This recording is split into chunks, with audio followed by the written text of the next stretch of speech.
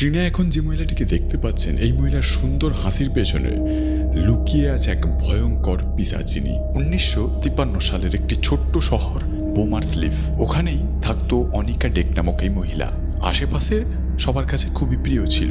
মহিলাটি 6টি বিয়ে করেছিল এবং তার 6টি স্বামী হঠাৎ করে একদিন নিখোঁজ হয়ে যায়। ও 7মবারের জন্য বিয়ে করে। তবে 7ম স্বামী একটি অস্বাভাবিক জিনিস নোটিশ করে, যে মহিলাটি কোনোদিন রাতে ডিনার করতো না। উনি এটাও খুঁজে বের করে যে মহিলাটি শুধু ওদের মেরে ফেলেনি, তাদের মাংস কেটে রান্না করে তাদের বিশেষ অস্বাভাবিক কিছু গেস্টদের খাইয়েছে।